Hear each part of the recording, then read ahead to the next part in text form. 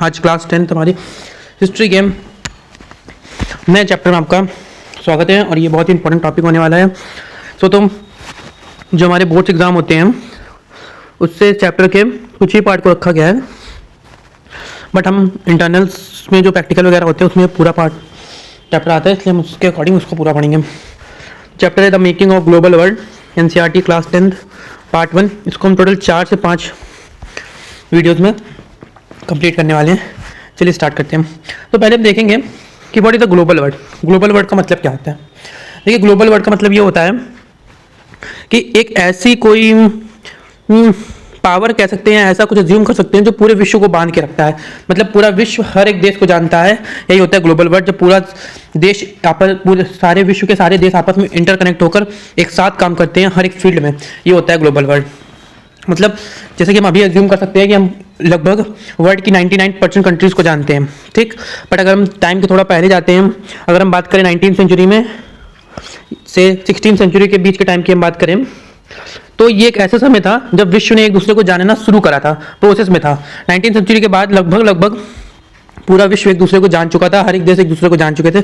लेकिन इस समय के बीच कई सारे देश थे जो 14वीं सेंचुरी अगर हम यहाँ पे कर ले तो कई सारे देशों की खोज होती है जो हमें नए देश पता चलते हैं। जैसे हमारी अमेरिका की खोज होती है 1498 में, ठीक।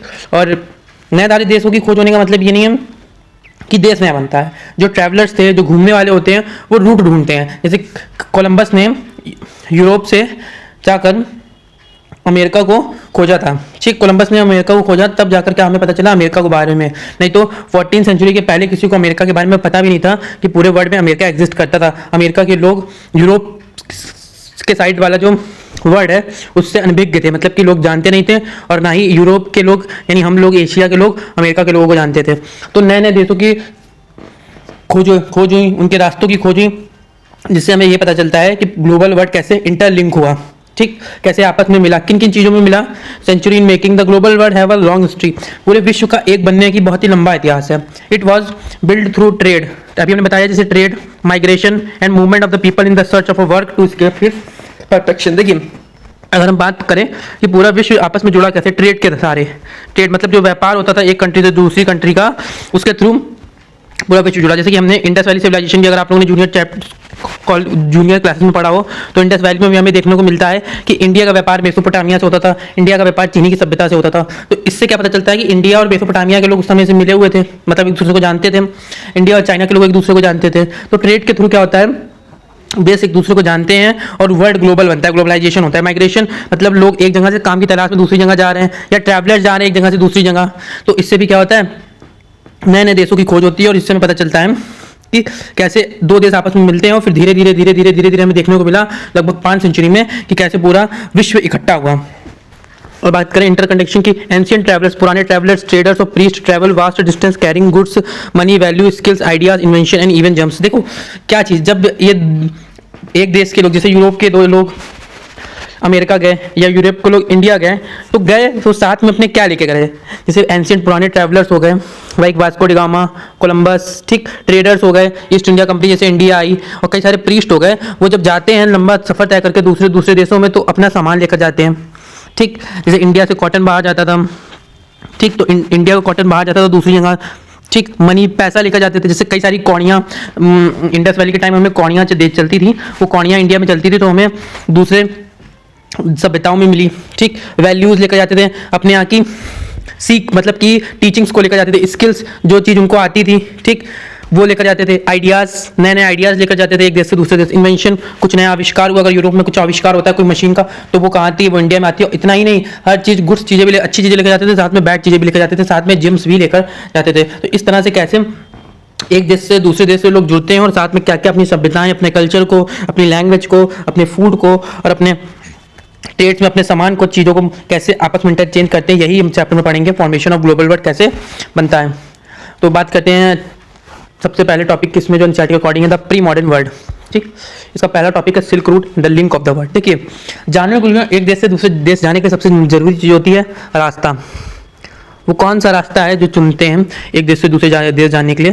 तो एक फेमस रास्ता था उस वक्त जो कई सारी कंट्रियों का रूट बना था एक कंट्री से दूसरी कंट्री जाने के लिए, एक कॉन्टिनेंट से दूसरे कॉन्टिनेंट जाने के लिए, वो था silk route. The silk route है the vibrant example of a pre modern trade and the cultural link between distant part of the world. Silk route एक बहुत ही बड़ा एग्जाम्पल था जो पूरे प्री मॉडर्न वर्ल्ड को, मतलब कि पूरे मॉडर्न वर्ल्ड को आपस में जोड़ता था, ठीक है, उनकी कल्चर्स को जोड़ता था, दूर दूर एक देश से दूसरे देश को जोड़ता था। देखिए कैसे सिल्क रूट किसके देशों को जोड़ता है। चाइना से भारत के तक जाने का रास्ता भी सिल्क रूट था, और पर्शिया में भी, अरब में, और साथ में ये यूरोप तक जाता था।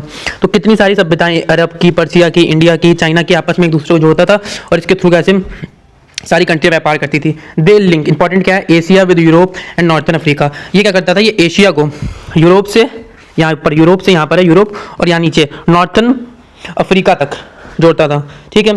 Chinese silk and Indian spices were travel to the west to Europe, ठीक। जो भारत से, चाइना से सिल्क और भारत से अगर हम बात करें तो स्पाइसेस, ये दोनों ही चीज़ें क्या होती थी, एक्सपोर्ट होती थी कहाँ, यूरोप में, ठीक। तो चाइना और इंडिया अपना सामान इसी रूट के द्वारा कहाँ, यूरोप भेजते थे, और रिटर्न में क्या आता था, रिटर्न में गोल्ड और silver flow from Europe to Asia. जो यूरोप जो भेज रहे हैं सामान, उसके बैग में क्या भारत और चाइना को देखने को मिलता था, गोल्ड और सिल्वर देखने को मिलता था, जिससे क्या होता था, दो कंट्रियों का आपस में ट्रेड होता था और रिलेशन मजबूत होते थे, साथ में मॉडर्नाइजेशन भी होता था।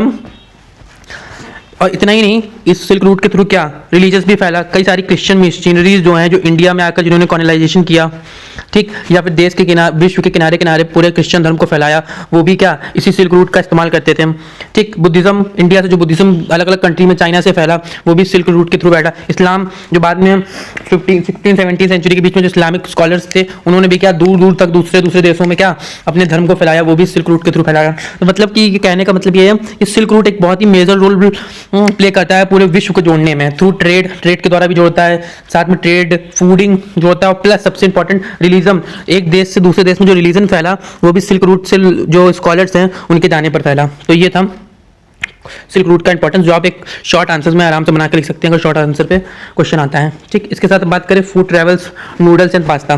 देखिए अभी हमने सिल्क रूट के थ्रू पढ़ा ट्रेड कैसे एक कंट्री से दूसरी कंट्री को जोड़ता था, रिलीजनिज्म कैसे एक कंट्री से दूसरी कंट्री फैला। तो फूड भी एक मेजर रोल प्ले करता है दो कंट्रियों को आपस में जोड़ने का, और पूरे विश्व को ग्लोबल मॉडर्नाइज करने का, साथ में इकट्ठा करने का, ठीक। तो कुछ सारे वैज्ञानिक ने, कुछ सारे स्कॉलर्स का मानना है कि जो नूडल्स था, it is believe that noodles travel from China to become the पैकडी। देखिए कई सारे जो स्कॉलर्स हैं उनका ये मानना है कि चाइना से नूडल्स वेस्ट कंट्री में गया, यूरोप में गया, और उसका नाम पड़ गया स्पेगेटी, ठीक। और परहैप्स, और ये भी मानते हैं Arab trader took pasta to 15th century Sicily and island of Italy. Italy के एक आइलैंड है सिल्सी, ठीक। वहाँ पर मानना ये है कि अरब के जो ट्रेडर्स थे वो पास्ता वहाँ से इटली में उन्होंने इंट्रोड्यूस कराया। तो ये दो इंपॉर्टेंट एग्जाम्पल है फूड से लेकर कि चाइना ने जो नूडल्स था वो वेस्ट में गया, और साथ में अरब के जो ट्रेडर्स थे वो पास्ता को लेकर कहाँ गए, इटली के आइलैंड सिल्सी में। साथ में ग्लोबल फ्यूजन के क्रम में क्या दिया गया, similar food were known in India and Japan as well.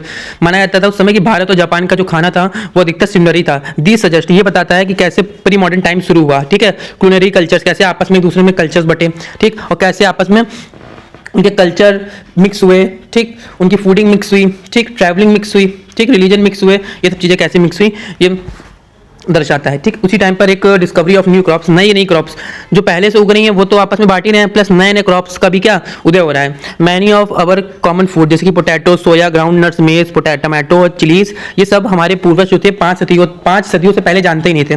कैसे 5 सदियों से, अगर हम 21 सदी की बात करें तो 16वीं शताब्दी से पहले जो हमारे पूर्वज थे, जो हमारे एंसेस्टर्स थे, वो इन क्रॉप्स को जानते ही नहीं थे। आज के टाइम पर इंडिया में भी पोटैटो कितना मेजर क्रॉप है, और आप बिलीव नहीं करेंगे कि आज से 16वीं सदी से पहले कोई पोटैटो को जानता ही नहीं था। तो आज ये जितने भी फूड है ये इंडिया में ही कितने इंपॉर्टेंट हो गए आप ये देखिए।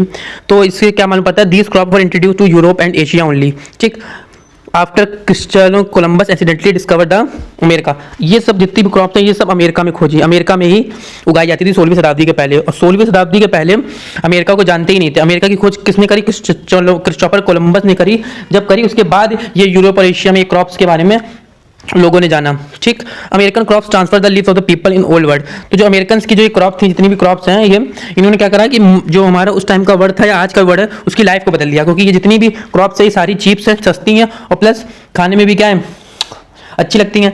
तो उस टाइम से लेकर आज तक के टाइम को मेक की अगर हम बात करें तो इन क्रॉप्स ने क्या करा, एक रेवोल्यूशन चला दिया फूडिंग की अगर हम बात करें उसमें, ठीक, जिससे एक बहुत ही मेजर एग्जांपल हम लोग को देखने को मिलता है द आयरस पोटैटो फेमिन। तो आयरस में एक अकाल आया था आयरलैंड में, तो इस अकाल में क्या देखने को मिला कि आयरलैंड इतना टमाटो पे निर्भर हो गया था कि अकाल के बाद क्या देखते हैं, हम देखते हैं पाते हैं sometimes new crops mean different between life and death. देखिए जो नई क्रॉप थी कैसे ये जिंदगी और मौत बन गई। In Europe poor began to eat better and live lying longer with the introduction of potato. जैसे ही पोटैटो के बारे में यूरोप के लोगों को पता चला, आयरलैंड के लोगों को पता चला, ये जितने भी गरीब लोग थे उन्होंने इसको खाना शुरू कर दिया क्योंकि ये सस्ता पड़ता था। तो गरीब इसने पोटैटो ने क्या करा, गरीब लोगों की लाइफ को बेटर बना दिया और गरीब लोग क्या हो गए, पोटैटो पर निर्भर हो गए। तो Ireland poorest peasant become so independent on the potato. Same बात लिखी है, when disease destroy the crop in 1859 100 of the thousands died of the starvation. देखिए जब एक अकाल देखने को मिला और उस अकाल में क्या हुआ, उस अकाल में कि जो इतने भी पोटैटो की क्रॉप्स थी आयरलैंड में वो सब खराब हो गई, ठीक, 1840 में। तो क्या हुआ, जिसमें हमने ये देखा कि भूखमरी के मारे आयरलैंड के हजारों लोग मर गए। तो देखिए कैसे फूड जिसको कोई जानता नहीं था, लोग उस पर इतने निर्भर हो गए आयरलैंड के कि उसका अकाल आने पर लाखों लोग, हजारों लोगों ने अपनी मौत चुक हो गई। अब हम थर्ड टॉपिक की बात करते हैं जो आपके एनसीईआरटी बुक में मिलेगा, कंकस डिसीज एंड ट्रेड। देखिए 16वीं शताब्दी की अगर हम बात करें, discovery of sea route from America and Asia, European sailors change the world geographically and trade. देखिए वही बात हम बात करते हैं कि जब हम इतना एक देश को अगर दो हिस्सों में बांट लें, यूरोप की तरफ से, यूरोप और एशिया वाला हिस्से को अगर हम लोग पढ़ने जाएँ, ऐसे विश्व को दो हिस्सों में बांट लें तो यूरोप और एशिया, अफ्रीका, ऑस्ट्रेलिया, ठीक, ये चार जो मेजरिंग कॉन्टिनेंट थे वो 16वीं शताब्दी तक आपस में एक दूसरे को जानते थे। लेकिन अमेरिका के जो दोनों कॉन्टिनेंट थे उसको कोई नहीं जानता था, ठीक। लेकिन एक बहुत ही इंपॉर्टेंट नाम हम देखते हैं, कोलंबस। कोलंबस ने क्या करी, खोज करी अमेरिका की के रास्तों की। तो क्या हुआ, जो ज्योग्राफिकल मैप 16वीं शताब्दी से पहले विश्व का ये था, अब क्या हो गया, एकदम से चेंज हो गया। तो वही बात बोल रहे हैं कि 16वीं शताब्दी में क्या कि जो समुद्री रास्ता खोजा गया अमेरिका और एशिया के बीच में, उसने क्या करा, पूरे वर्ल्ड ज्योग्राफी के मैप को बदल दिया और साथ में व्यापार को भी बदल दिया। व्यापार को कैसे बदला ये देखते हैं।